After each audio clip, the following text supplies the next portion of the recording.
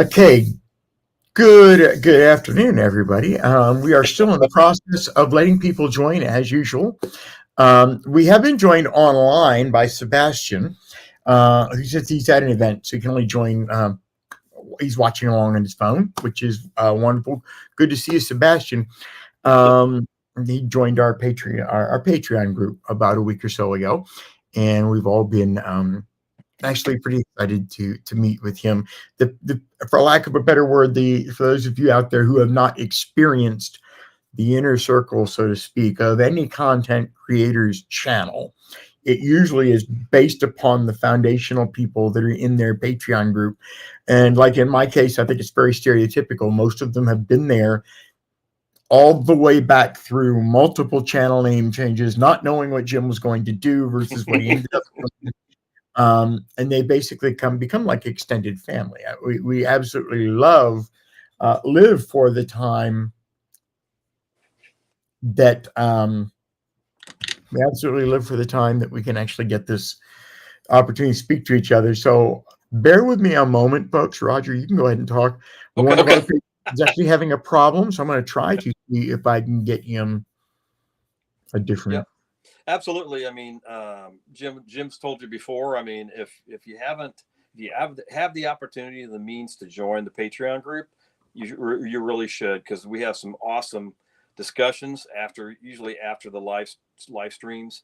There's a core of about 5 of us that do a Patreon call directly after the live streams, and they're fabulous. I mean, we get to talk to David, who works with NASA. I mean, and he's always a joy to have on the call, because he's always able to share some things with us that aren't, I don't want to say classified, but he's able to share with us. So yeah, I mean, and then Jim and I and my brother Mike and Michael, we all have different things. We all bring different perspectives to the discussions. And and we get to spend time talking about what we love most, which is Trek World and Star Trek.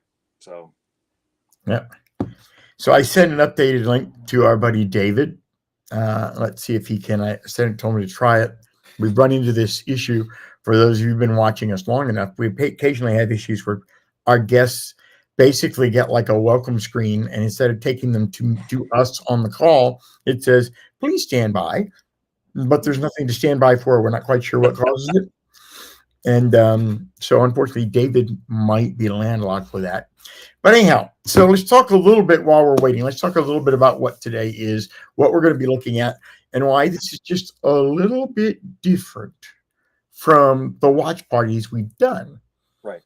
Mythbusters. I absolutely love that that channel. That channel name. I like that one. And hello from Nashville, Tennessee. And hello from Illinois. Illinois. So, so the show that is going to be airing here, and you can get to it with the watch.trek-world.com, is What We Left Behind, which was it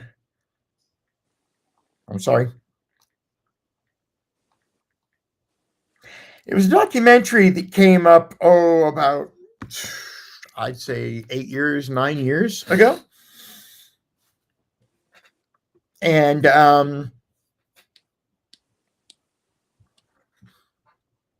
I am so sorry, guys. I am trying to multitask and me.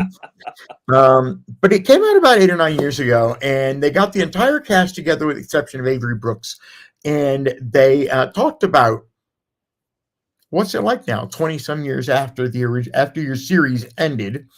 They did a story. They literally did a storyline that put you in the writer's room, like you would normally have experienced if you were part of the production office. So during the video, they actually take you through breaking down what episode 1 of season 8 would have been about, which I thought is pretty neat, because I've never actually seen the interior working of how the writer's room works. And it is far more simplistic than I thought.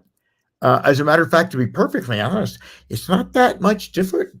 It's not that much different than um, the Dick Van Dyke Show when we would see Rob doing, in their little office, working on stuff for Carl Reiner, or what was his name, Alan Brady in the show.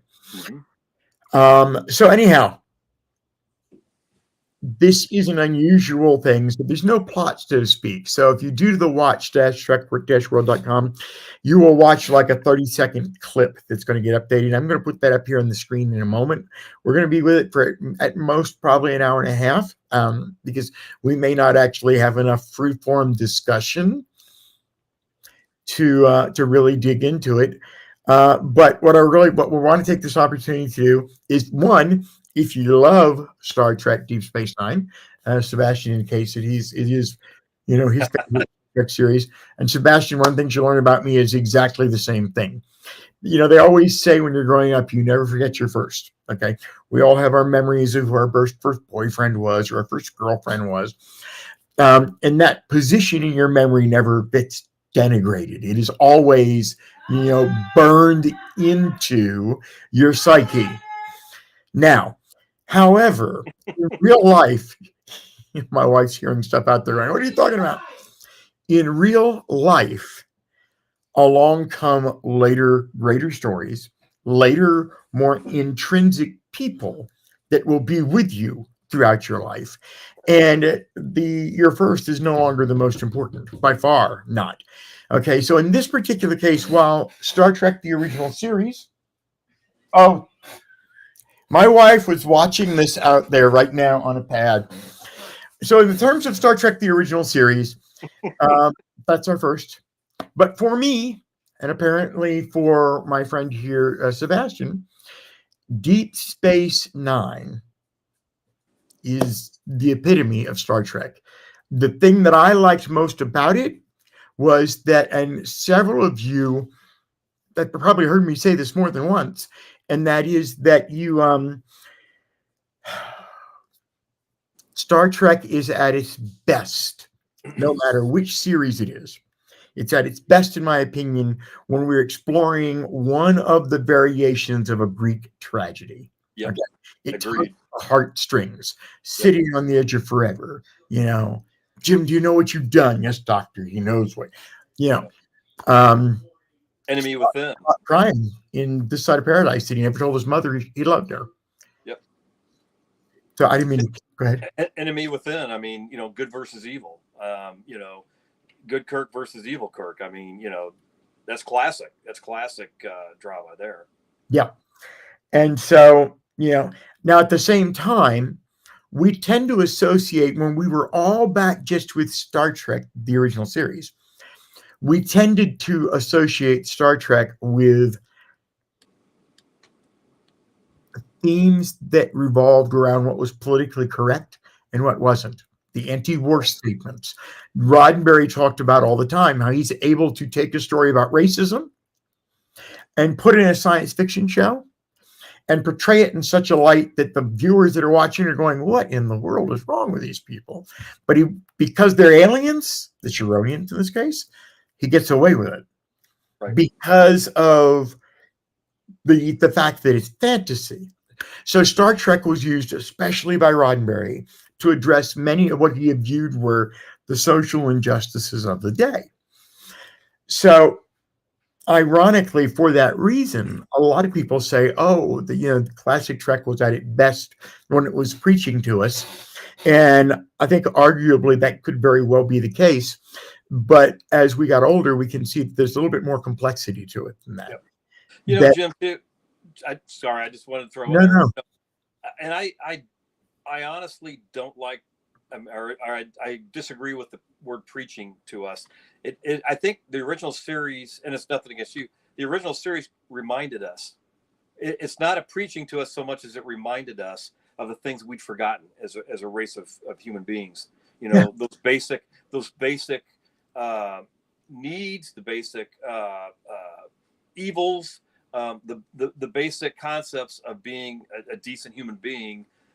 Look at Arena. Kirk and revenge. Kirk was out for revenge, out for blood through that whole episode, and then at the end he decides not to kill the Gorn. And I'm sure Mr. Gorn's happy about that, but Happy about that, yeah, because yeah, you never had that but the in point, Star Trek. Trek World had if you did. exactly. The point being is that it reminded us of our shortcomings as human beings, Yes. and I know it's easy to say preaching, and I guess you could look at it that in terms too. But to me, it's more of a reminder of our shortcomings and how we can focus on being better as human beings. You're absolutely right, and this is probably one of the best examples I can think of in recent times that word choice coming from between the point where the brain engages and the mouth produces. Word choice probably not, because you're absolutely right. There's a negative connotation to the word preaching, I guess, and so that we tend to think of it maybe a little bit more aggressively. But you're right. That's the seed right there. Right. Was that we could talk about those things, and it showed Absolutely. us. Yeah. It reminded us that at our core, we are still good people. Yes, absolutely. When the hurricanes go through Florida, the fires go through Los Angeles. When where was Arthur C. Clarke? Sri Lanka had the tsunami years ago. Yep. People, all races, creeds, colors, didn't matter. The world turns out. Sometimes it's something just as simple as texting $5 to the Red Cross. Other times it's like I saw several content creators, very famous content creators, that literally were volunteering their foot time at the Palisades location over the past 2 weeks. So I think at our heart, Star Trek reminds us that maybe we're not as twisted as we think we are as a country. Okay. Absolutely. So I'm going to go ahead and start this because we really pretty much are getting in on the subject anyhow. Yep. So this is going to run for a little bit. If you, like I say, for those of you who do want to follow us, you can. It is the link is watch.trek-world.com. Although I can tell you that make sure it gets moving. There we go. The movie is available for free to watch on YouTube and Pluto. Pluto's where I'm pointing to at. But in a lot of different spaces, you can watch this movie for free. I really, really, really strongly considered actually showing the movie in the window because technically I can do that easily. But even though it's being put out for free, there's just too much of a risk of a copyright claim because of the rebroadcasting. Yep. So if I did that and we took that risk and they didn't, they took umbrage to it, we'd have a huge problem. Yep. Agreed. So one of the things that I guess we could start with. Aha. There he is. Can you hear us, David? Hey, yep. There he is. Oh, perfect. Good. Hey, I'm on my phone. Sorry about the difficulties. It happens sometimes, and we've not quite figured out what causes it yet. So, just setting up Deep Space Nine, Michael Piller and Berman, I think it was Piller at that time for Deep Space Nine as well. I definitely know Berman was in it. They approached Gene, and they told him what they were looking at doing with Deep Space Nine, and their public statements were that he approved of it. Now, Susan Sackett has completely different a story behind all of that. She's quite adamant that no, they did not explain to him the storylines that they were going to be talking about and the flawed characters, and and the potential of showing that our Star Trek universe, just above where we're at now, but not quite there yet, was not the utopia, was not the learning experience that we wanted. So she was very, very adamant that Roddenberry would have hated it. for that reason alone, it was probably fortuitous that they actually worked on this. And we lost David, but he'll rejoin, I think. It was probably fortuitous that they actually worked on this just before Gene died. Right. Make no bones about it. The uh, the the storyline of the future history of the world in Deep Space Nine is not pretty. We already knew from Star Trek The Next Generation, which in the very first episode indicated that we had a post atomic horror, which we never knew about until then. This shows you how we're going to get there. And in doing so, some of the political commentary is absolutely breathless. And we'll talk about some of my favorite moments in a moment, but the one I'll give you guys that really hits home right now today was a two-part storyline that was done, I believe, in the 5th season. Someone can correct me if they want. But it was the episode in which Ben goes back in time on Earth to be part of the story unfolds around him of the Bell riots. And what we find when we go there is that there are sanctuary cities. I swear to God, sanctuary cities, and those cities contain the people that they did not want to have inside the general population because they didn't have jobs. They were undocumented.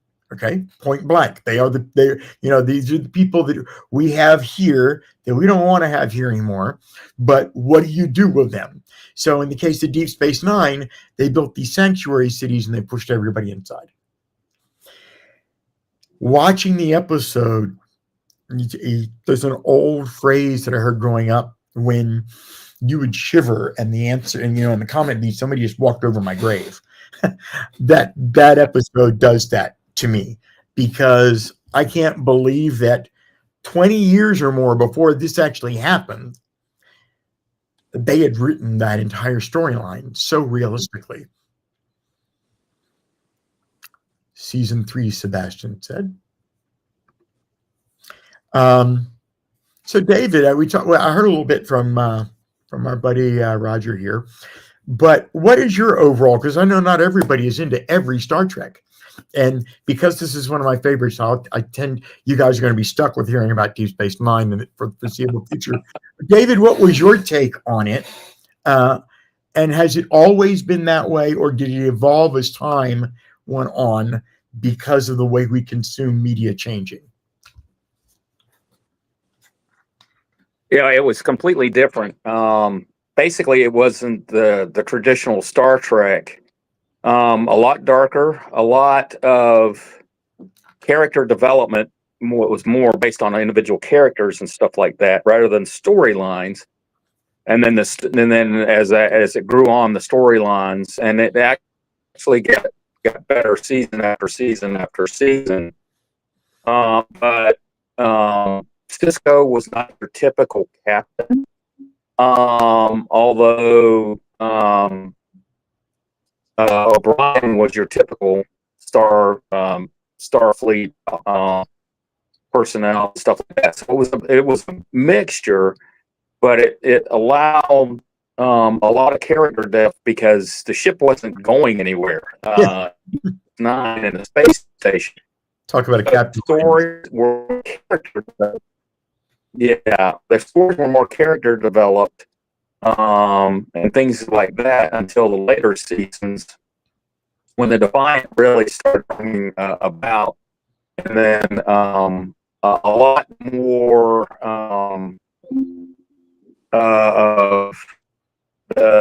as it went into the wartime footing and stuff like that with the Dominion and stuff like that. The series sort of really took off, but the CGI and the benefits of CGI really told then and accelerated stories. And the stories were accelerated by the CGI rather than the CGI going to stories. So overall, it was it was tenuous for me at first, and then it really grew. Yeah. I was one of those people that watched everything whenever it came out or whatever. And at this particular point in my life, I had one of those big 10-foot satellite dishes. So I would actually intercept Paramount's wild feeds, because what they would do is they would actually send the episode with no commercials in it a week before it needed to air. And so I would watch it there before some of my friends at work would. The show was very, very much like 24 in a way, that if you missed, especially in the latter part of the show, if you missed a couple key episodes, or even one key episode, it could be difficult to pick up the pieces in the next episode. And I think we definitely had a lot of people that really had issues with that in syndication. And they will, in this video, in the documentary, they'll actually discuss it. I think Nana Visitor actually does that. She discusses, it wasn't very well received at all. And there were actually quite a few letters, I think, that they read out at one point in here about, he killed Star Trek. You would think that they actually were reading the letters that have been sent over the past few years for Discovery, because in all honesty, the comments stay the same. Something about Netflix and binging after the turn of the century reset our opinion as the public when it comes to serialized storytelling. Right. Jim, you've mentioned it before too. We've talked about this before on the channel, is that, the TOS series or the animated series, and I believe Next Generation as well, was more episodic weekly shows versus more of a soap opera, more or less. Mm-hmm. And it's got to be extremely difficult to syndicate a television series that's done in a soap opera format, where the art, it just has this arc that goes. And again, like you said, I mean, if you miss an episode, you're going, what's this all about? Versus the original series, the animated series, Next Generation, where they had weekly episodes. Now they may have an underlying theme going through several episodes, but the episodes themselves typically tend to be compact, into one episode, and makes for so much easier for syndication. Call me old fashioned, I guess, because of TOS. I like the episodic parts of it, which is why at the time I really didn't get into some of the the franchise spinoffs. Now I'm going back and after seeing, some of the Deep Space Nine episodes, going, wow, I need to go back and binge some of these, because there's some really good stuff in there. Yeah, my train of thought derailed that quickly. All right, so let's read this we have down here. So Mythbusters brought up a really good question, and that was, of course, that Renee was in Star Trek VI, and he was wondering how likely it would have gotten the role of Odo. That's a really good question, and I wish I had an answer. I don't think I've even read. I've never seen anything in any of the books and stuff that I've looked up that identified, because this actor appeared in a guest role on this particular movie or series, somebody remembered him when a role came up and brought him forward. Vaughn Armstrong, I think, who actually is, most people think it's Jeffrey Combs, but it's not. It's Vaughn Armstrong that has actually appeared more times in Star Trek. I think 12 different times as 12 different characters. So I think there might be a very strong statement for that somebody may have just simply said they saw him, especially as they were building out those 12. Oh, he did good over here. Let's bring that guy over here and have him handle this role. And I think we see a little bit of that we can probably even illustrate with Jeffrey Combs, even, because look at the characters he played. I mean, Wayun, Shran, Brun, I think was the guy's name, the tax collector assessor in Deep Space Nine, the Ferengi. He played a lot of different roles, and they wasn't always visible under that makeup that it was actually him. Let's see what we got. comments people had were not unusual in a negative way there, Next Generation. You're absolutely right. I think that every time a new Star Trek is announced, it two things happen. One, it wanders for about 2 years.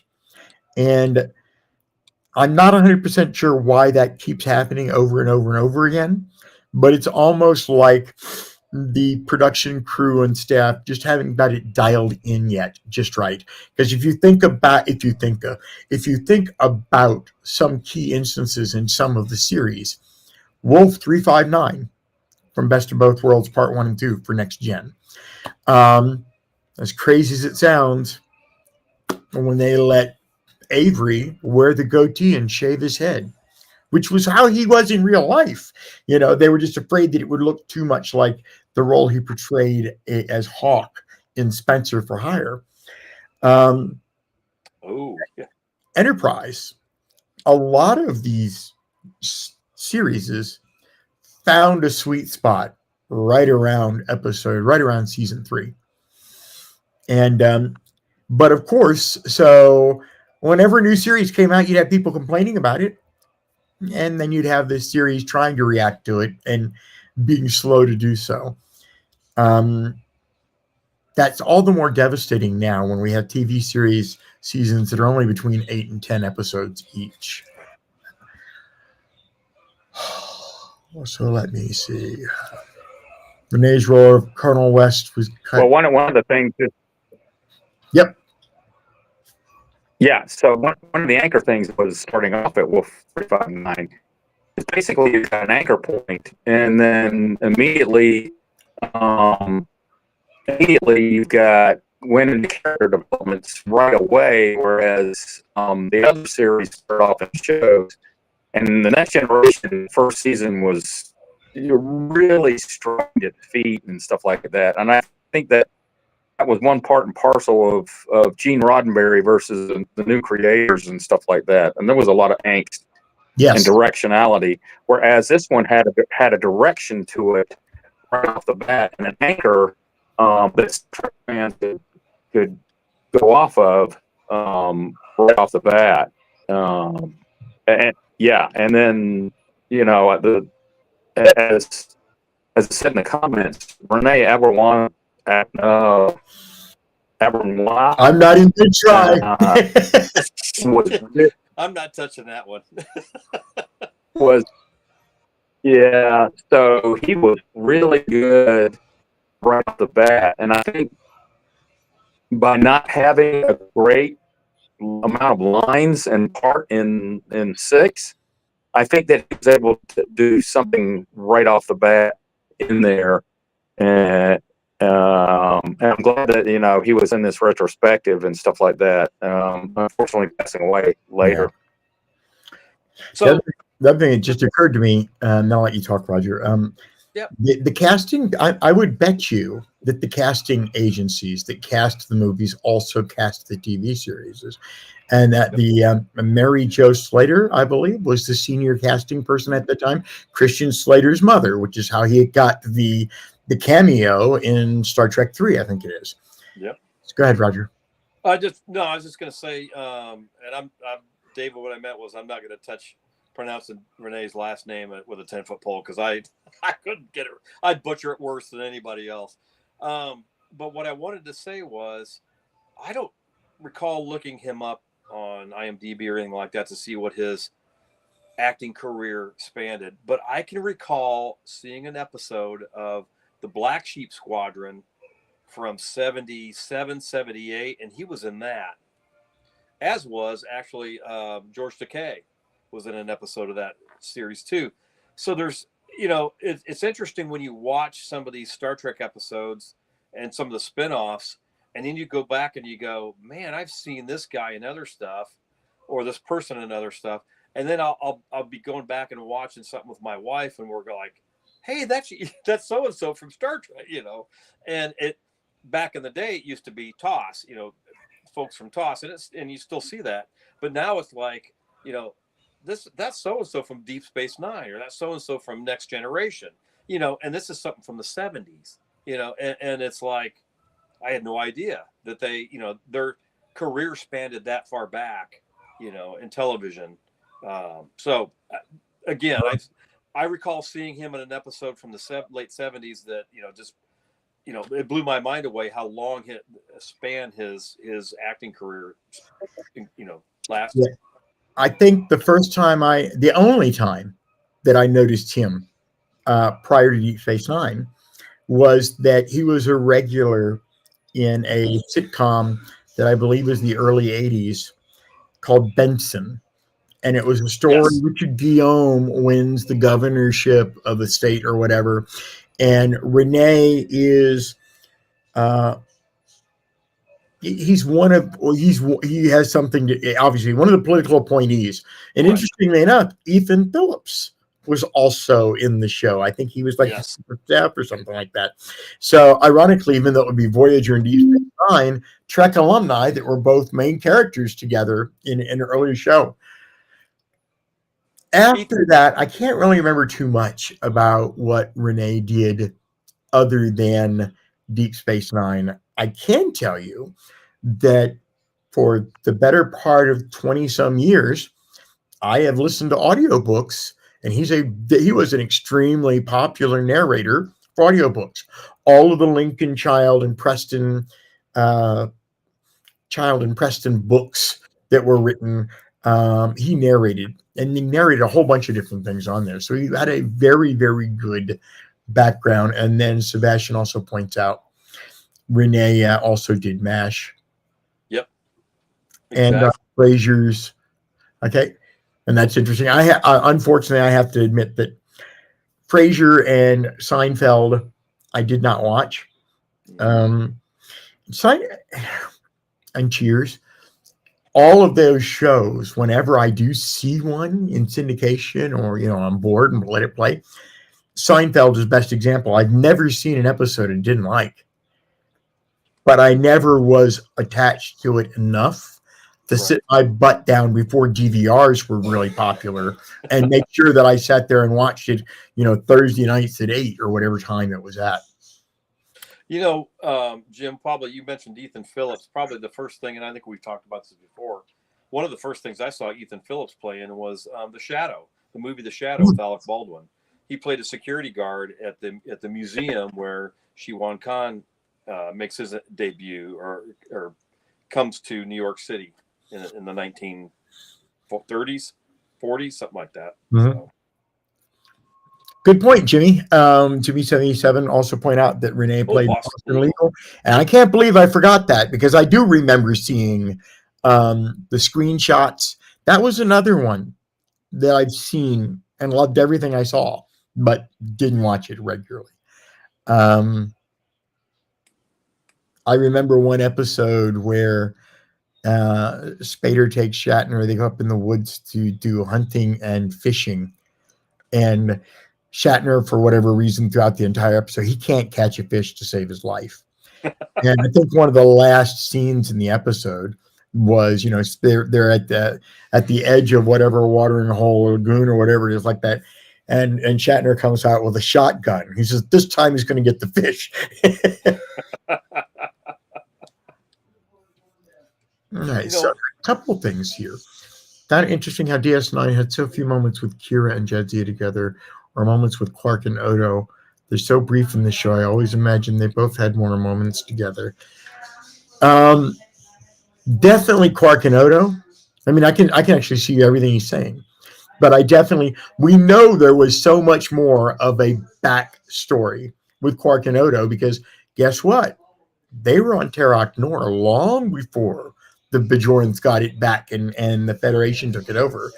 And so their frenemy relationship had existed long before the series had kicked in. But yeah, I never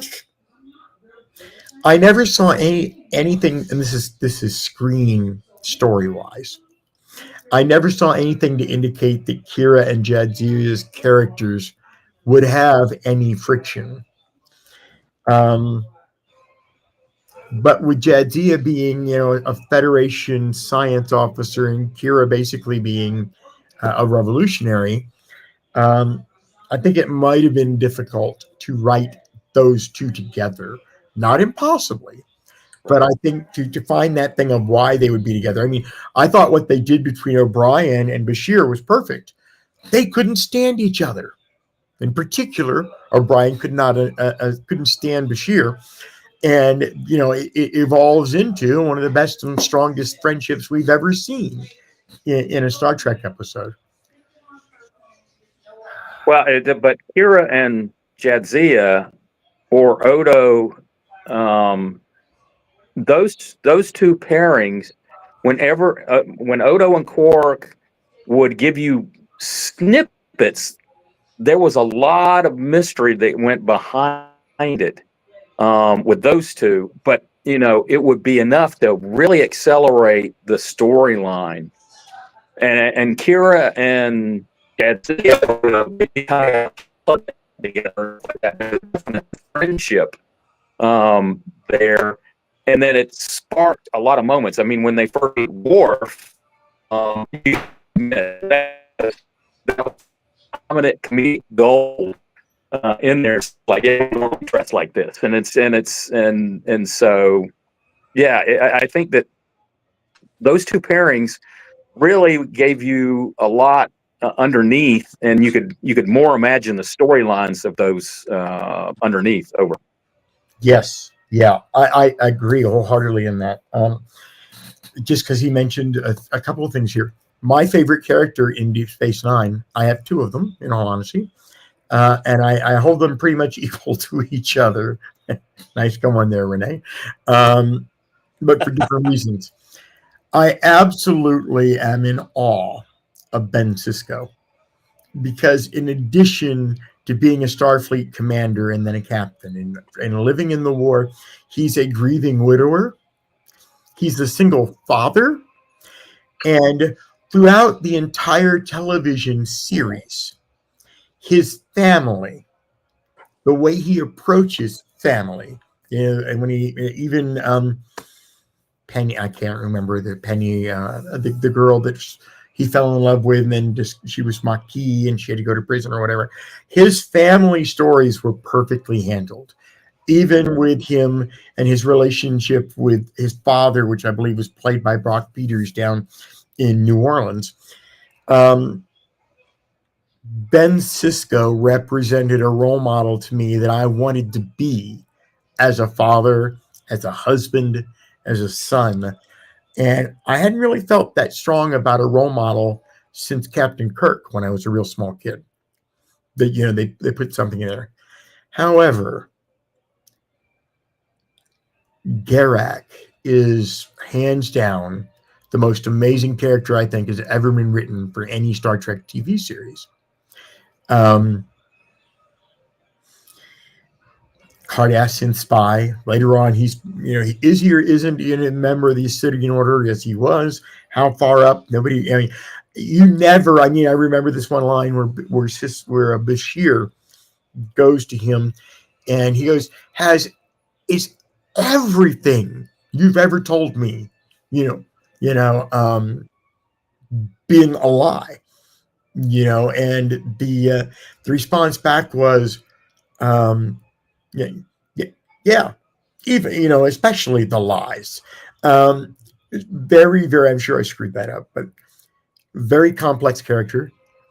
Ira did indicate, and they talk about it in this documentary, that if there's one thing he wishes he had backed down from, or had not backed down from, in Deep Space Nine, was what the early inclinations had been with the relationship between Garak and Bashir. There was a lot of people saw it. Garak seemed to be unnaturally focused on Bashir compared to he could have talked to anyone on Deep Space Nine if he was just simply trolling for info. And we find out later he did. I mean, we saw him working with Sisko and everybody else from time to time. Both actors said that there was an undercurrent that the series never touched about a potential relationship, a gay relationship between the two of them. And Ira, he said he always regretted stepping away from that. Now, in its defense, it wasn't, was it a third season or fourth season where Jadzia meets up with another Trill. She and that Trill had been married in a previous life.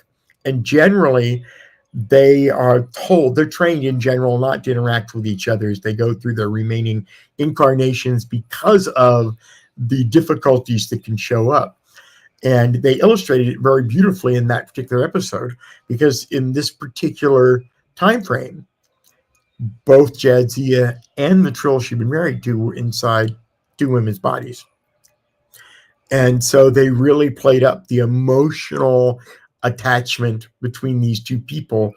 And it was probably the closest thing Trek had ever done to doing a story about homosexuality until Discovery would come along. Question. I'm surprised nobody has brought this up. What is everybody's thoughts or anybody's thoughts on Babylon 5 and how that fits into this? Are you a member of the, do we believe in the conspiracy theories, or what do we think? Don't everybody jump in right now. Let me rephrase myself. How many, Roger and David in particular, are you familiar with Babylon 5? I'm not. I Okay. honestly, again, it was one of the sports I didn't follow. So Okay. I loved Babylon 5. And then the parallels went hugely across, but the storylines crossed, but there were two different, and one was firmly entrenched into the Starfleet, Federation, Star Trek anchor line, and the Babylon 5 was firmly anchored into that predecessing timeline. And so I saw that, and it was a leap too far. But they Babylon 5 had unique characters like that were delved, and it was a different type of world. But the themes on the later end is that, you know, the Cardassian Dominion aspect versus a shadow world were definitely great playoffs. They took different focuses and stuff like that. So there were similarities. You can make similarities, but it was too anchored in each different universe whatsoever. Yeah, I think I agree wholeheartedly with that. It is possible that the concept somehow the seed ended up being stuck in Berman and Pillar's mind, or Braga, I'm not sure, but from when the sales pitch was made for Babylon 5. But the storylines, yeah, the universe they were created in, very much different, very successful, each in their own way. You could probably even make the argument that since it was a single existing entity, that Babylon 5 was far more successful than Deep Space Nine ever was in its initial release. And especially considering people that maybe didn't really like the non-utopian themes of Deep Space Nine. Okay. Make a great point of that. Babylon 5 was tremendous in its when it occurred, whereas Deep Space Nine grew over time with more and more fans over time. And this retrospective, people were demanding, actually more and more Deep Space Nine this retrospective really anchored, and it's just like the story and plotline development, like, oh my heavens, you guys do this, and like, yeah, come on, and it didn't. Yeah, I could see that.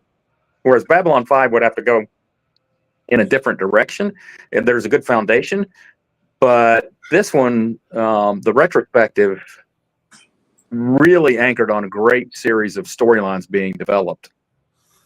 Yeah, I agree. Storylines. Oh my word, where do we start? My personal favorite is it really is In the Pale Moonlight, I think. And for those of you who are not familiar with it, the war against the Dominion is going very badly. Very, very, very badly. Like, Federation may not be around after this. And Ben and Starfleet, they've got to convince the Romulans to not be neutral, but to get involved in the war, because the Klingons and the Federation are fighting the Dominion. The Romulans have been standing around on the sidelines. So the whole episode is about Ben working with Garak to produce falsified evidence. That the evidence would then convince the Romulans that the Dominion was planning to attack them once the Federation and Starfleet were not quite so potent. And so they arranged to bring this Romulan center out to Deep Space Nine for political reasons. Garrick and Cisco are working on getting this, this data cube, basically, that displays the information. They'll convince the Romulans that there's a clear threat coming from the Dominion, and they will join the war. Unfortunately, it doesn't work. The cube, the Romulan comes back in the center, and he is ticked. He comes storming into Cisco's office, literally just, it's a fake, and I'm going to go tell everybody what you just did, And at this point, as far as Ben's concerned, they're dead. The Romulans are definitely not going to do something. But shortly after the Romulan senator leaves the ship, or leaves the station, his ship blows up, and it's blown up in such a way that makes it look like the Dominion was involved, or at least throws shadow on them.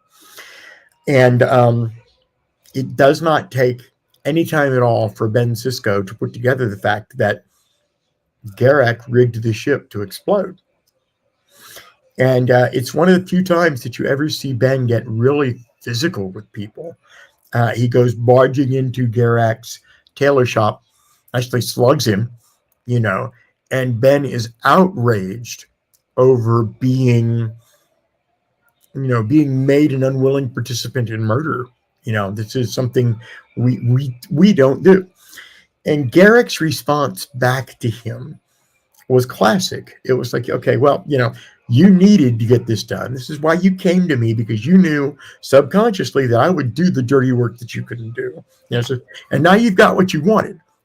You've got the Romulans coming in to assist the Federation and the Klingons in the Dominion War. You've got the support like XYZ. He tips off like 3 or 4 things he says. And he says, and all it cost was the self-respect of one Starfleet officer. And I think that was a great deal. And then the very last time, it cuts to the last scene, and Ben's sitting in his office, his quarters actually, and the only time in Star Trek history the fourth wall is gone. He's sitting there and he's talking directly to the camera about what the whole episode begins with him doing that, ends with him. You're back in the office again, or in his quarters again, and he tells that story. And so he says, I violated my oath. I did this, I did that, I did this, I did that. He says, but at the end of the day, I may have just saved the Alpha Quadrant, and everything. And then he, gets to the end of the captain's log or whatever he's recording, and he goes, and I can live with that. And then he pauses and he repeats that line 3 more times, and each time there's more doubt in the way he says it than before. And then he just simply says, computer, erase entry. Screen goes blank. That's the end of the episode. Right, because Garak is now the anti-hero morality play all in one wrapped up thing. And then, Cisco realizes that he knew that something like that could happen. He was hoping that Garrick wouldn't go that far. And when he did go that far, he's got to now rationalize that and then make that with his own. And break. There is another fourth wall break, and that was in the original series when McCoy looked at the camera and said, "Well, what do you know? I finally got the last word." Yeah, you're right. Yep. I forgot all about that one. So as we're going, as we go, let's go to a slightly different episode now. And I'm going to segue in with something Jimmy just said. Okay, so In the Pale Moonlight is his second favorite. The first episode is called Duet, his first episode. And Duet occurs really, not a visitor. Duet occurs really early in Star Trek Deep Space Nine. I think it might have been season 1, Dave, or do you think it was season 2? Do you know are you familiar with the episode? I'm not. No. Okay. I am, but I can't remember what season. I can't remember what season it was. Yeah, First. I'm in the same boat, but it was very early on, and it's been established even in the very earliest parts of the TV series that the Bajorans were enslaved people. The Cardassians enslaved them and occupied them, and that they did atrocities against the Bajoran people. That the Cardassian rule over Bajor was whether they intended it to or not. It really was somewhat of a reverse. It was a mirror over the Nazi Holocaust. Okay, in the murder and death and destruction of innocent civilians. And there's this one particular Cardassian who has a reputation for being, I don't know, maybe he's their General Patton, for lack of a better word. And he shows up on the station and puts himself in harm's way, so to speak, in front of Kira. And he goads her into action about bragging about the things that he had accomplished and stuff. And so she arrests him, which is what he wanted. She arrests him. She puts him in the brig, and because I guess he's going to be tried for war crimes. And then the story begins to fall apart a little bit. And it's like, well, I think they pulled some visual tapes. They checked a variety of things because they needed more than just his accusation of the things he did. So the more Kira dug into it, the more it was obvious to her that something wasn't quite right here. So she goes towards the very end of the episode, and she goes to confront this Cardassian. And he is a Gull, if I remember correctly. And which I guess is like their version of a governor. I'm not sure. She knows he's not who he claims to be. Now, if you're an original Star Trek fan, you probably remember the story of Kodos the Executioner. This is the kind of thing I'm talking about. And so she knows you're not Kodos. I don't know who you are, but you are not Kodos. And I don't understand why you would even volunteer to put yourself in this situation knowing what's going to happen. And then you find the story of that Cardassian is the first indication we get that, okay, these people are not corrupt all the way through. He was a filing clerk that worked in that Gull's office. And the fact that he did not stand up and do anything he could about the mistreatment and the injustice over the Bajorans, including, I think at one point he says he could hear the disruptors as like thousands or hundreds were being killed. And he couldn't live with that. So he comes to Deep Space Nine hoping to get tried, as this Gull, and then, hoping that whatever punishment they give him helps him ease his mind over what he didn't do. And so ironically, there's almost this kind of bond in the last minute to 2 minutes of the episode between Kira and this Cardassian. And so as he's getting ready, he's walking to the promenade. As he get ready, he leaves. A Bajoran kills him. You know, and she's very emotionally distraught over, miscarriage of justice type thing. And I thought the line was great because it came back. The Bajoran says, what? It's like, it's, any, you just killed him or whatever. He's just, any Cardassian, if you kill any Cardassian, I can't remember that quote or whatever, but for the first time in her life, she faces back to the resistance fighter and says, no, this isn't right. So it was really one of the very best stories I've ever seen, which is probably why Jimmy liked it so much, at showing you that, sometimes the enemy that you focused on, and sometimes there are things you just, what's that old phrase, you can't, unless you walk a mile in their shoes or something like that. Right. The clerk's name was Amin Maritza. And Dol Darheel. Thank you, Sebastian. I couldn't remember Darheel, but I could remember that. James Darren on the screen right there. We lost him just recently, too, unfortunately. He played the holographic character Vic. Deep Space Nine perfected the holodeck. We saw some amazing holodeck work, I think, in Next Gen. The Big Goodbye, with the last scene in that is Dixon Hill is getting ready to leave out, and the police commissioner that he worked with says, when you go out there and that door closes, my wife and kids still waiting for me at home. First time we ever had to deal with the fact that an artificial intelligence like that, there's a reality that's real for them, and so we saw some really good, the Dixon Hill episodes, some amazing stuff, but in Deep Space Nine, we saw it used for so much more. And one of the things they did was they recreated like a Rat Pack casino from the 1960s. James Darren was the owner of the casino and lounge singer. And it worked. The storyline worked pretty well. But it also gave us another extremely powerful episode. The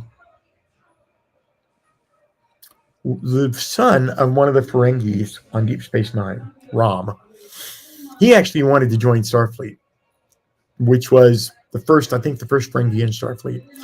And we watch him grow up because he's friends with Jake Sisko. We watch him grow up. He goes off into Starfleet. He's gone for a while, comes back as an ensign, I think. He gets injured in the Dominion War, and I think he loses a leg. And they can patch him up. This is nothing for our medical technology, but the PTSD damage is there. So he ends up going into the nightclub with Vic, and he starts embracing his Ferenginar talents. And we can expand this empire. You got one casino. We can control all of Las Vegas. He's hiding from the real world because he can't deal emotionally with what happened to him. And very, very strong episode. Basically, him and James Darren were like in 99% of the episode. The gentleman that played Rom is another tragedy in itself. He was he'd had issues with his kidneys from childhood. So as a result, we lost him probably first, I think, I think maybe Oda, maybe Renee passed first, but we lost him way too young than we should have. But very good episode. Let's see if anybody else has something.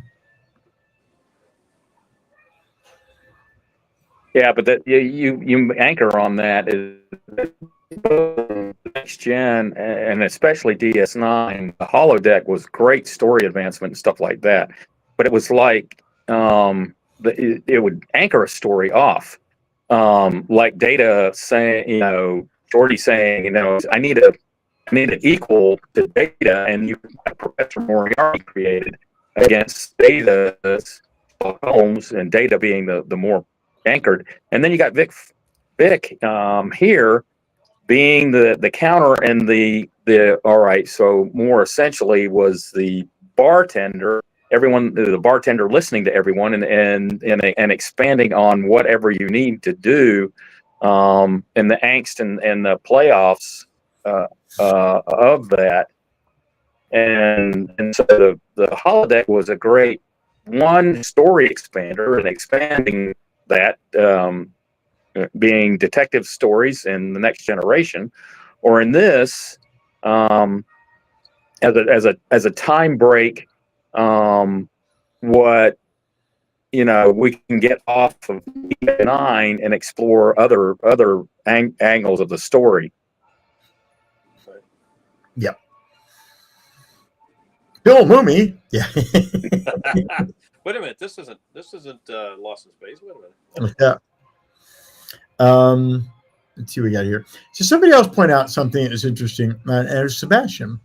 All the Ducat episodes were great. I have to admit, the storyline arc for Gul Dukat. Now, he was the commander originally of Terak Nor before it was surrendered to Bajor. And you want to talk about a twisted and damaged individual. It's hard to really explain to folks listening the many different shades of gray that were written into this character. For the first half of the series, he was definitely probably one of the most hated characters in that particular Star Trek franchise. They flirted a little bit about midway through when they introduced his daughter and the relationship that she ended up evolving with in Major Kira. And you got to see Dukat as a father in a family type of scenario. But as we went through the Dominion War, I mean, he just got further and further to the dark side, all the way up right through the end. But a really unique character, because I think that normally the characters that we got introduced to in any of the Star Treks, usually what you'll see is if there is a morality arc, it'll be because they wanted to show that a good person can go bad or a bad person can go good. I can't think, and maybe one of you guys can chime up with here in a minute, but I can't think of another character in any of the TV series that showed you them trying to reach a new character, a new arc to overcome what they were, but failing and reverting back to what they had always been. Yeah, I can't either, Jim. I mean, not off the top of my head. Yeah, because I mean, Gull, you saw moments where there was potential redemption, but a mass murderer has to face that he's a mass murderer. Mm-hmm. And then he just grows darker and darker and darker. And that point of redemption is just that he's broken to start off with, and then he grows just more and more evil and darker as the time goes on, and then his ego takes over, and then he thinks he's more all powerful with that, and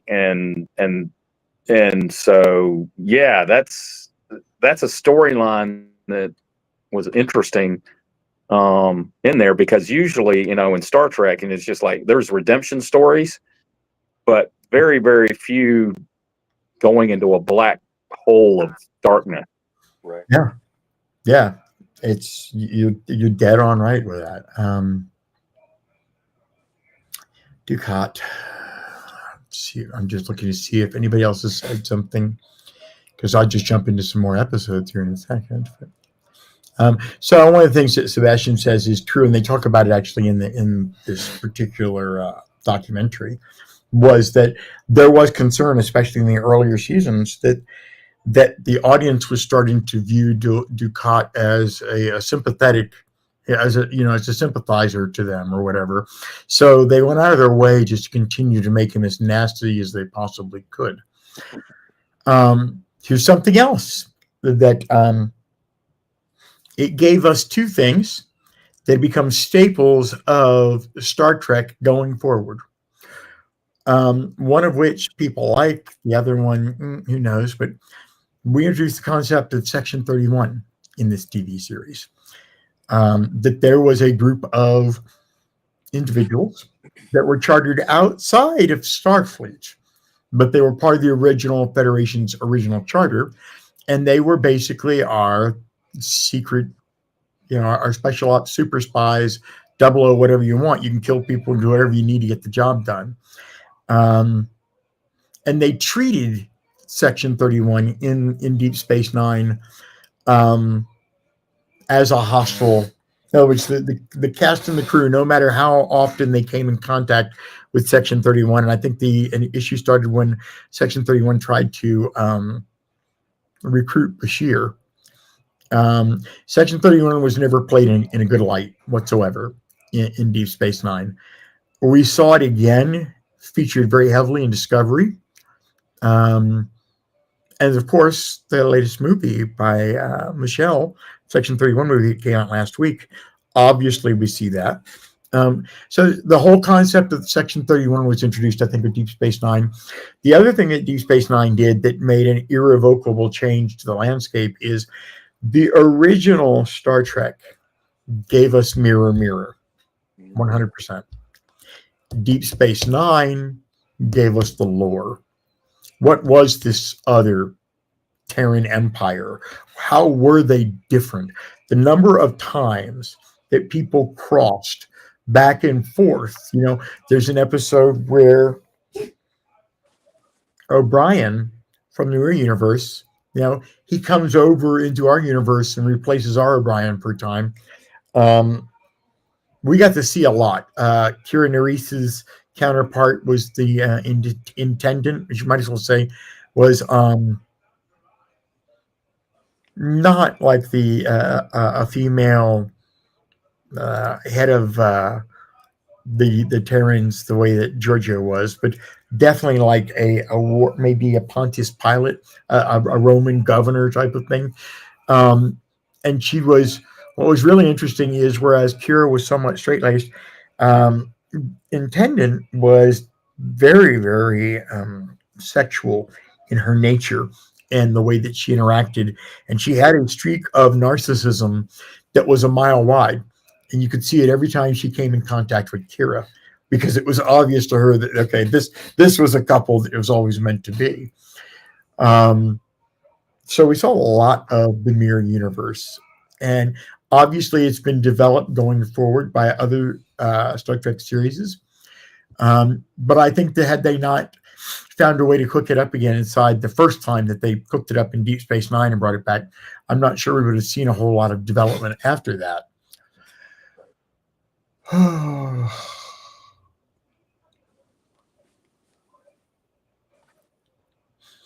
Jumping the shark. I'll assume that almost everybody knows this, but for those of you who are Gen 2, meaning that you discovered Star Trek probably in your preteens and it was still Star Trek The Next Generation, there was an insanely popular TV show called Happy Days about 10 years before that. And there was an episode where the motorcycle grease kind of guy, the anti-hero, jumps a pool or jumps a shark for some type of publicity thing or whatever. And it was an obvious cash grab for ratings during the sweet seasons. And that phrase that the company show will have jumped the shark is when it represents the time when basically you sell out your naivete and innocence in the name of getting whatever it takes to get viewers. You're that desperate at that point because your show's probably in its last legs. All right, so let's turn back to another episode on this that I really liked, and that is there's another actor we lost this year, Tony Todd, and he had Tony Todd was a very interesting individual. I mean, he rose to fame, I guess, first for Candyman. He played in several of the those movies. I can't think of any of the movies. Roger, you want to help me out here? It's the movies where that begins with the kids getting on the plane. There's a fight that breaks out. A couple of the kids get off the plane. The plane blows up in midair, and they spend the entire movie trying to keep death from coming back and killing them in the order they would have been killed. Yeah, I'm drawing a blank too. I know what you're talking about, Jim. I'm drawing a blank. Shoot. Oh man, you two are making me feel so good right now because I'm convinced this only ever happens to me. It only ever happens to you because you're on the live stream. It happens to me all the time. Oh yeah. So anyhow, Tony Todd really personifies death. He plays a morgue officer, I think, in one of those movies. But when it came time for Deep Space Nine, there was a very, very special episode that they'd written called The Visitor. And the concept was that Jake and Ben were in engineering. And something is going wrong with one of the containment units or something. And Ben gets zapped by like an electric bolt and he disappears. Poof. Okay, sort of like Kirk in the Tholian Web. The episode then follows Jake growing up. And the actor they used to play Jake growing up was Tony Todd. And so the remainder of the episode is like maybe 4 different times that Ben suddenly reappears to Jake. And the intervening years between Jake and Ben's physical age is getting longer and longer and longer, to the point that towards the end of the episode, Jake is much older than Ben was. Jake begins to figure out how to predict when these are going to happen. But every time they meet, Ben's thing was, tell me what you've done with yourself. Tell me about your life. What have I missed? Yeah. You know, and it's like, were you a writer? Did you have married? Did you have kids? And by the second or maybe the third visit, Ben begins to realize that Jake has sacrificed his entire life obsessing over what happened to Ben, and that there has to be some way to bring Ben back. And from Ben's position, because keep in mind that Ben has every reason to believe that if he were to come back, hallelujah, but Jake still has lost those years. It's you see your son just losing his inner light, if I may use a deep next gen call. Tony Todd plays him, and the very last time he shows up, Ben shows up, and you see he did go back to writing after the last time. He did settle into his life, but he also figured out how to save Ben. And so he tells Ben what has to happen in order for that Ben is being dragged through time by Jake. And in order for that to break, Jake has to die when Ben is with him. So Jake basically arranges to die exactly during the predicted time that Ben is there. And instantly you go back to the beginning of the episode, you see Jake and you see Ben in sick bay, in engineering. And amazingly enough, I haven't quite figured out exactly how that worked, because you'll notice that Ben went back in time. The first time he'd done that. But he remembered what Jake had said to him as an adult. And he was able then to not get struck with a lightning bolt. And Jake now has his father again that he lost in the original timeline. The Visitor is, and I'm doing a remarkable job of staying impartial to this one, folks.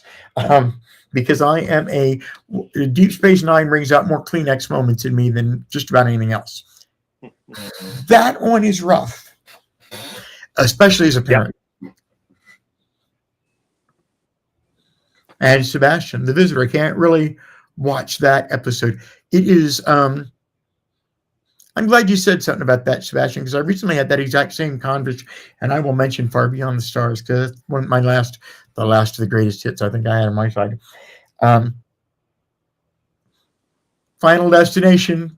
Thank you, 1987. You're absolutely right.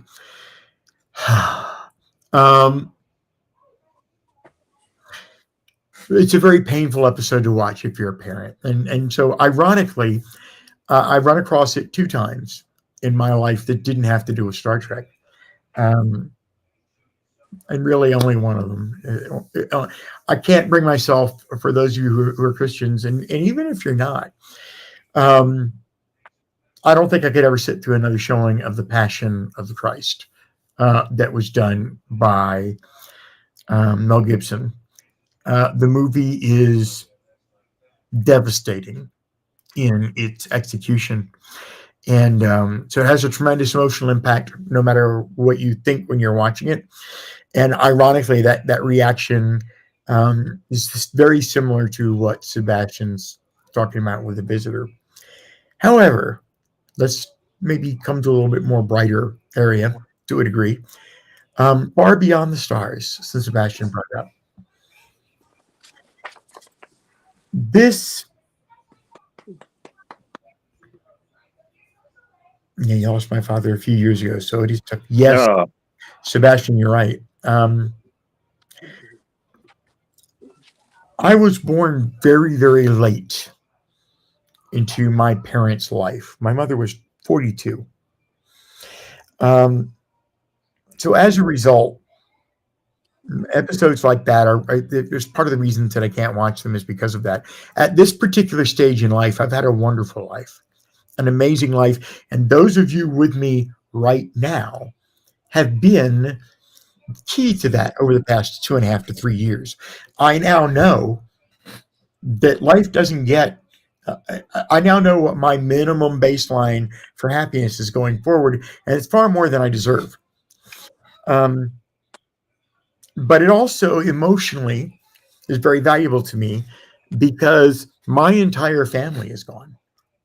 Brothers, sisters, mothers, fathers, people that were biologically tied to me because I was adopted in the family. And so, yeah, things that The Visitor really strike home because I think of my mom and my dad all the time with stuff like that. Okay, so Far Beyond the Stars.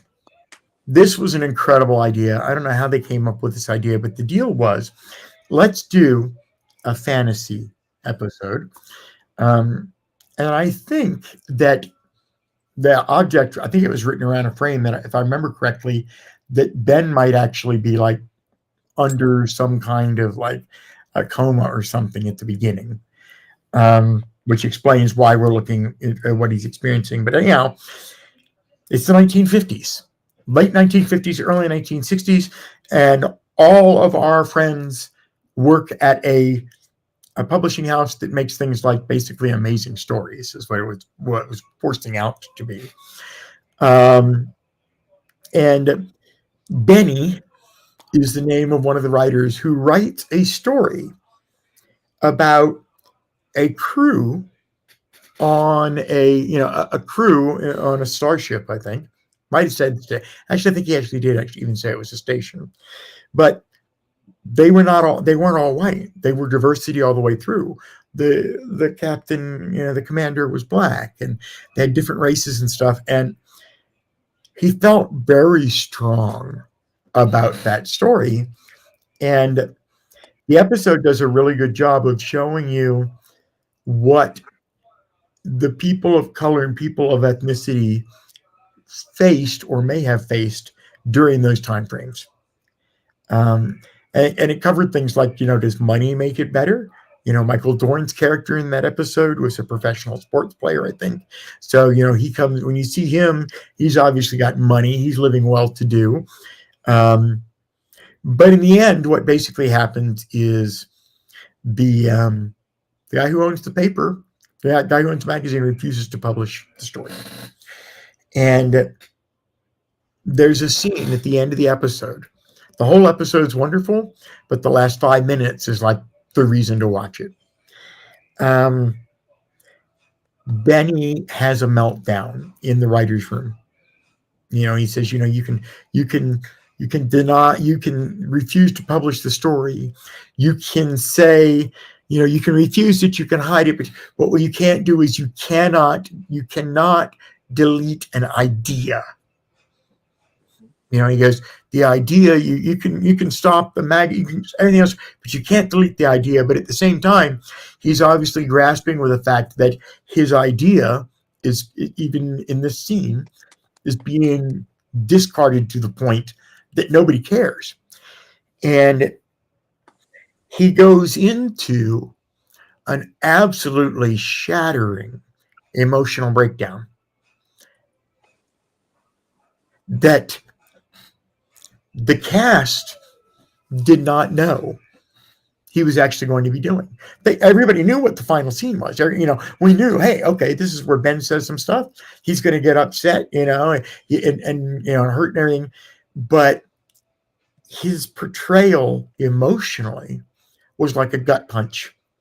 And it was done in a single take, sort of like the "you can't handle the truth" line, because you're afraid of, if you do it more than once, because of a problem, you have to, but you run the risk of lessening the impact.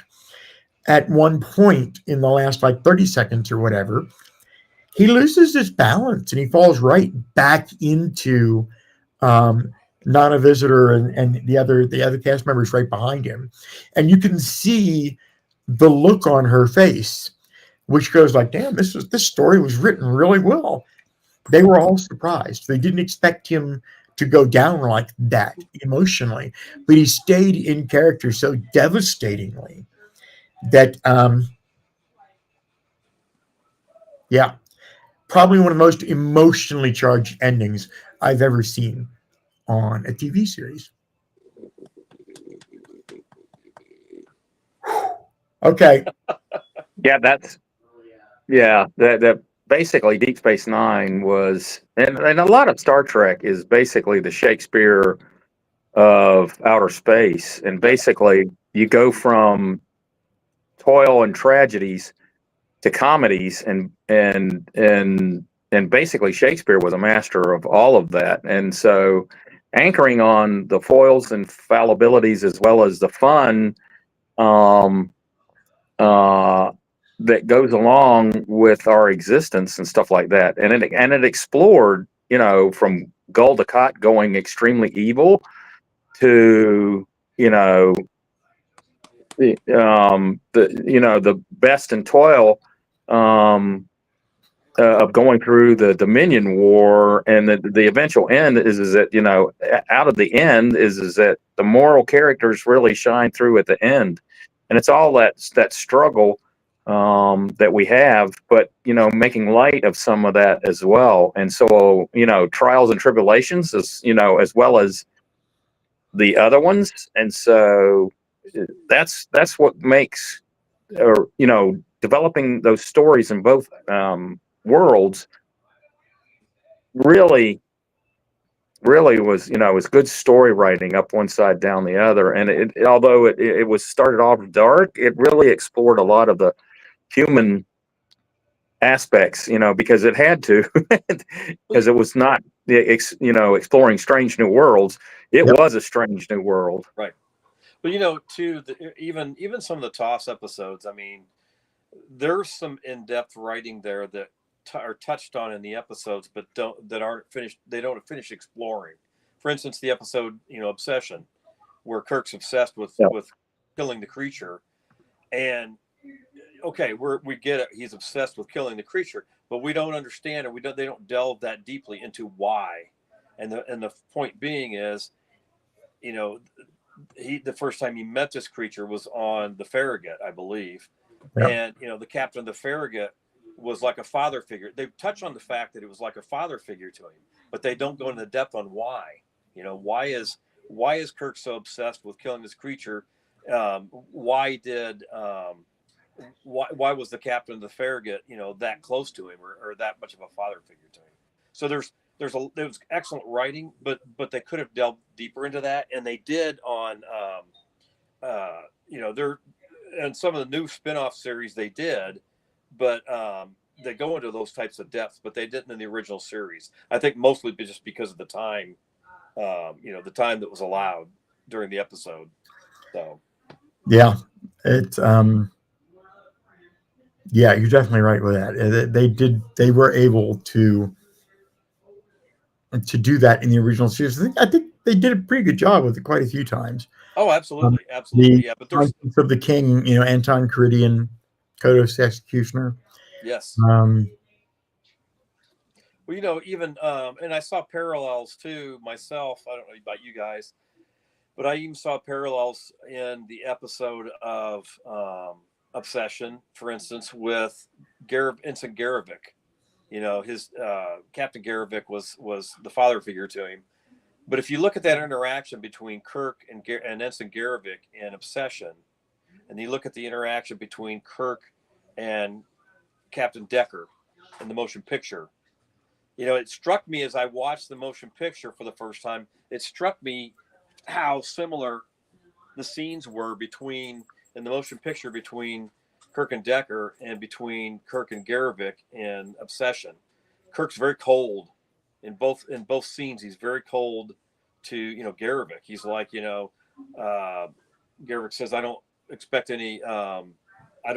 us to have any preferential treatment, and Kirk just looks at him and says, "You'll get none on the ship."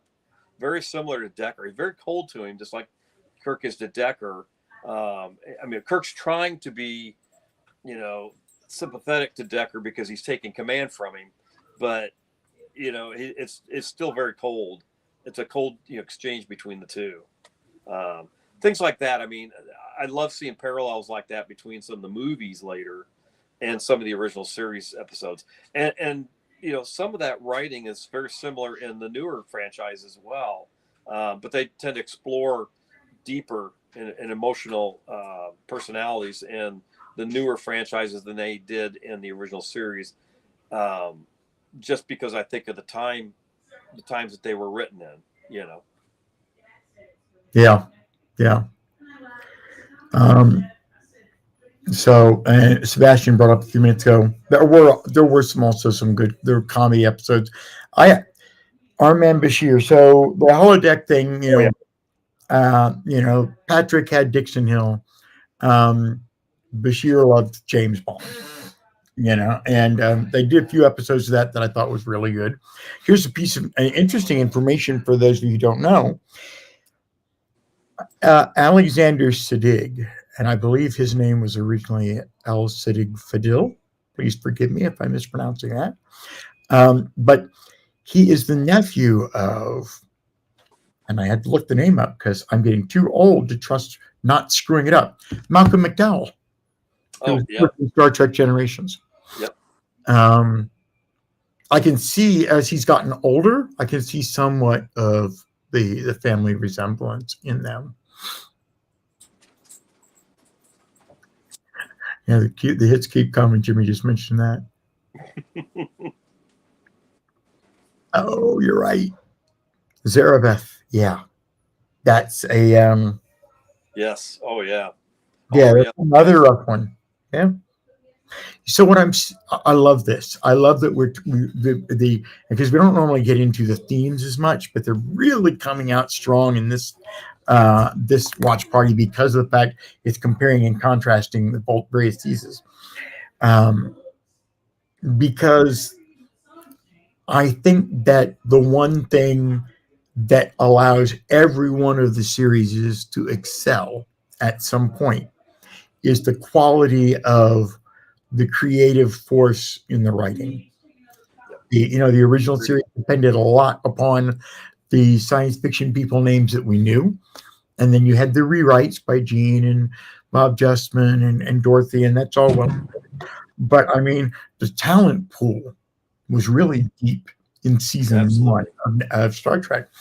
And In by the time we come back to Deep Space Nine, I think that while I can't necessarily tell you who wrote what, but I think one of the things that I've seen is I think that the talent pool for handling the intricacies of some of these relationships seems to be um, an enabler of that. We definitely saw it in Enterprise. Just look at season 4 compared to every other season. As soon as they realized that they had nobody else to please now but them and the fans because they knew they weren't going to get renewed, some of the very best writing that ever occurred on that series occurred after they knew that it was hopeless. Yep. Definitely agree. All of the O'Brien must suffer episodes. There is one episode, I can't remember the name of it off the top of my head, but O'Brien is tried and found guilty of doing something. And punishment is 20 years of solitary confinement and hard labor. In reality, it never happens. They put him under and they add 20 years of memories. So in the episode, we're living through his 20 years in the cage, you know, and incredible story. It was right up there with There Were Three Lights. But unfortunately, they never really came back and played off that one because he had 20 years of isolation from his family, his friends, and stuff. And even though it used continuing story arcs, the impact of that 20 years vanished in that episode, which was a little bit disappointing. Incredible investment. They just didn't return to it. And I don't know if that might have to. Ira became really the showrunner in season 3. And that was when he was able to make changes and do things the way he wanted. And it would be curious for me to take some type of critical eye one day and see what things were brought up that were done before Ira that we did not get back to or we did not reference back. Not because Ira didn't see any value in them, but because he saw the need for, like the multi-season arc for the Dominion War. He saw the need for, okay, we need to build something now, and we have to spend a lot of time building it.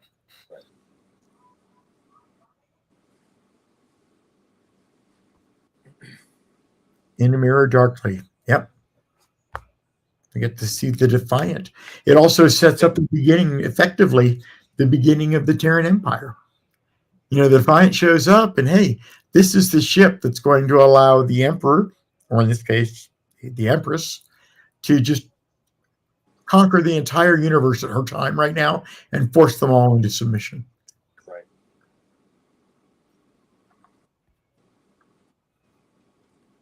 Agreed. Agreed. I want to talk about two things about Rick. One, and I mentioned this, Roger and I talked about this before we actually started today, and that is that there are some uncomfortable parallels between the original series and Deep Space Nine, and they both involve a sexual harassment incident. As most of you know, it was on a late night filming wrap for a Friday night that Grace Lee Whitney was assaulted by a member of executive management. And the assault did not go well. Obviously didn't go well for her, period, but did not go well for either of them. And she is basically summarily shown the door immediately after that. I have a similar situation involving Terry Farrell and Rick Berman.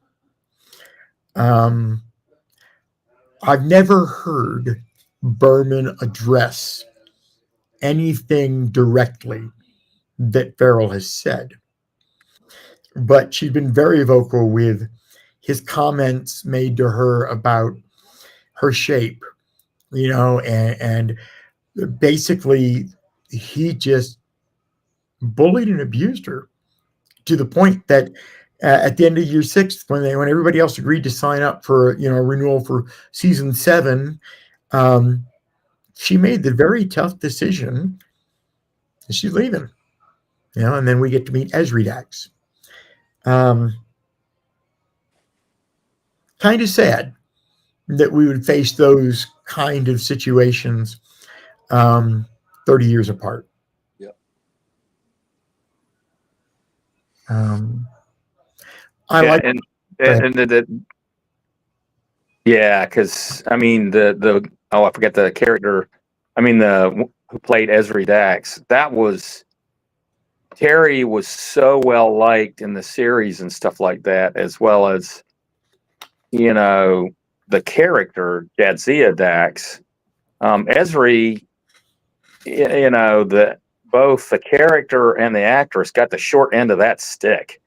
They really had a hard time developing that storyline that come out of that because there was too much background that the series and and then the character in the series had developed that sort of fell off the charts and stuff like that. I don't think it was well handled, I don't either. and I think that I forget who played Esri. Her first name She's is you Nicole. know Her last name, I think, is Nicole. Cooper, but I can't remember how you pronounce it. It's one of those European DE, and then I think it's BOAR.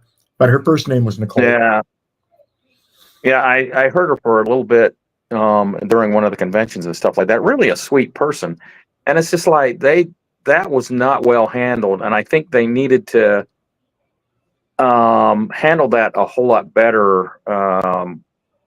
That trans when the Dax symbiote went over there, and I think that was that was one a useless death. How they got rid of Jadzia, bad storyline. Um, oh yeah, thanks Jimmy and Crown Prince Nicole DeBear. So yeah, that was yeah, and then yeah, I think that was just not well handled, and it was deservedly uncharacteristic, and I think everyone, you know, everyone was sort of sympathetic, and then it's just like that. But that storyline really sort of died then. Yeah, yeah, I agree. It's like there was no. I don't think they had. Okay, yeah, I don't think they ever had an exit plan for that character. It is a shame. Um, it is very reminiscent, of like when they added Jerry Ryan to Voyager. It's like you can't help but feel when you look at this character that this character is here because of some injustice that a character you loved was faced with, and now this is your consolation prize.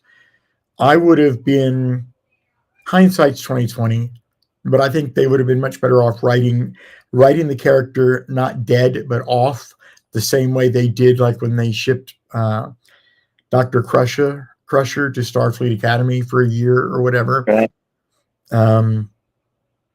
Yeah, because it's a shame, and they really did. You're right, David. They struggled really hard.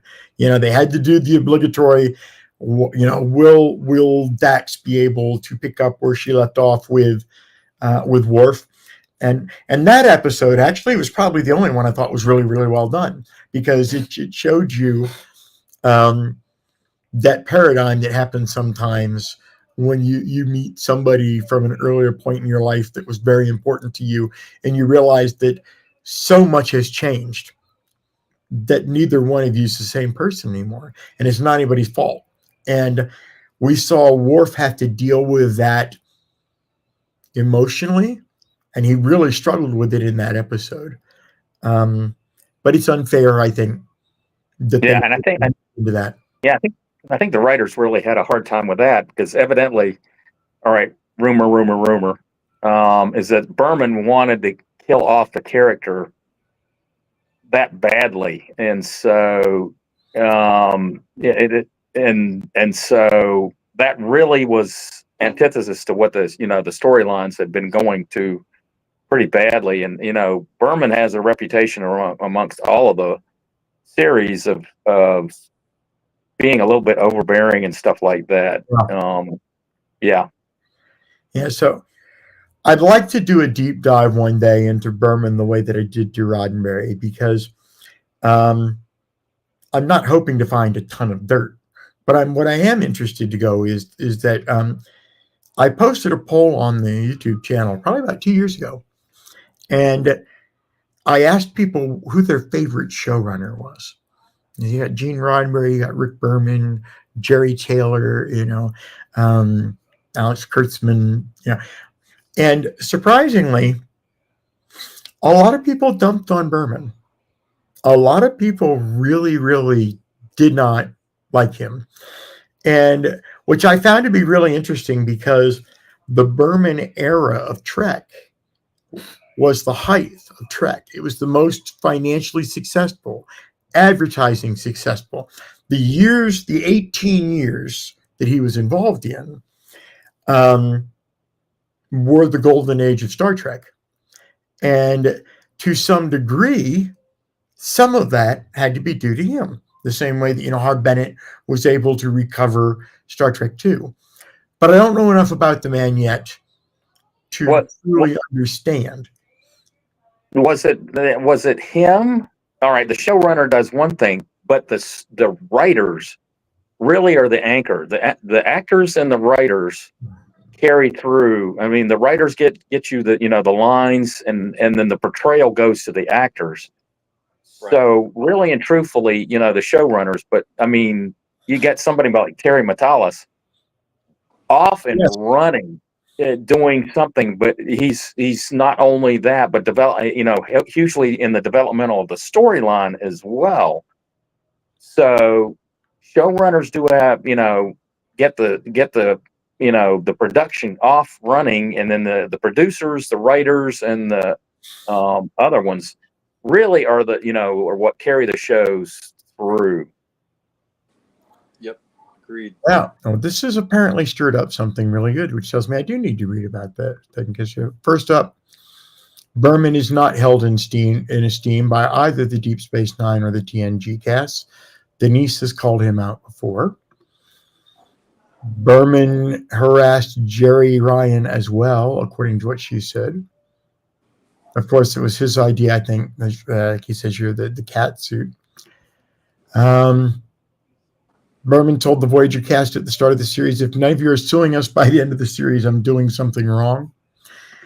Will Wheaton went on to say that it was Berman that made it completely impossible for Wheaton to do any film roles during hiatus. And Berman told the TOS cast members, "We don't need you guys. We're here to make we're going to make a bunch of money without you." So I think that Berman is a good example of someone who's just got a very, very interesting backstory. So I think I will probably end up doing a deep with that, just to try to get some kind of feel. Now, I know that all these years on, he appears to still be in the good graces of a lot of the cast that is still active in social media. Shuttlepod 1 with Dominic and can't think of the other guy's name, but the two guys from Enterprise, they've had him on more than once or twice, and it's obvious there's some type of cultivated friendship in that with them. But I think it's an interesting story.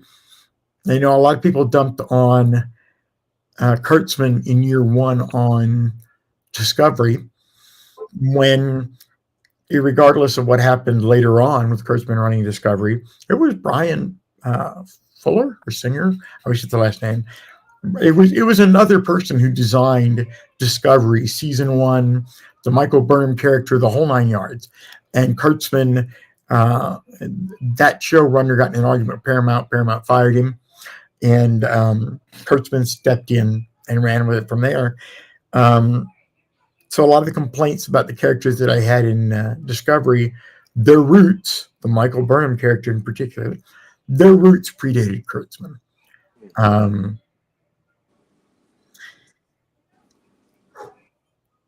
Wow. We are Yeah. approaching the end of this. I think it's actually stopped. 130 minutes has stopped. This movie actually runs another like 25 minutes longer, but I adjusted the screenshots in between because I figured that we would get to the point where we would just start running out of fresh things to say.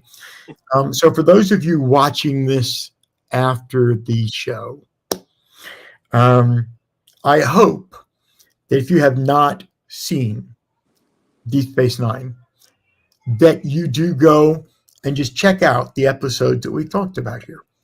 If you do nothing else but watch those episodes and then push DS9 away, you still will have benefited just from watching those episodes. They are some of the greatest examples of just well-written science fiction that's ever been on television. You're going to see more and more about Deep Space Nine in on Trek World as we move forward. It is not my intention whatsoever to move us into Gen 2 and divorce Gen 1. We've been talking about Gen 1 for 60 years. I have been, and I'll be talking about it years after I'm gone by people playing the videos back. So we're never going to see a lack of a significant, at least 50% focus on the original cast on this channel. But if you've never seen Deep Space Nine and you like what you see, I recommend that you go ahead and check it out. There's some pretty good writing in there. And I think that's going to be it.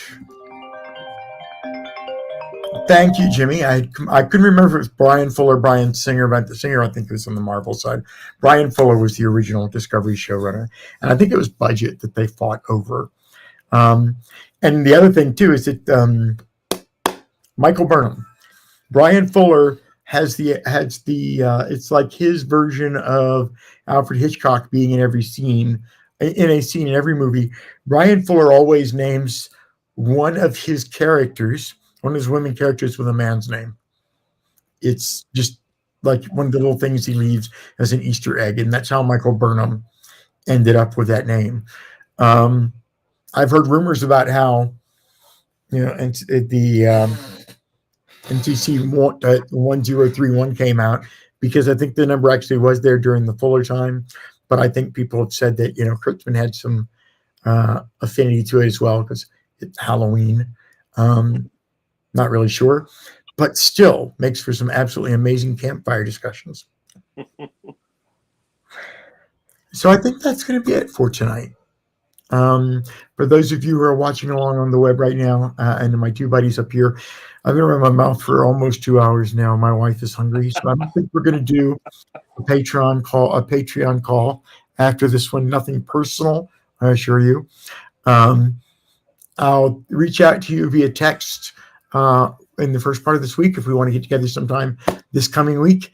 I've been trying to loop Sebastian in as well so that we can introduce him to the public and even to us. And I think that's about it. Excellent. So thank you, guys. I'm going to go ahead and sign off for the night. Thanks, everybody. Look forward again to seeing you. Yep. And here we go.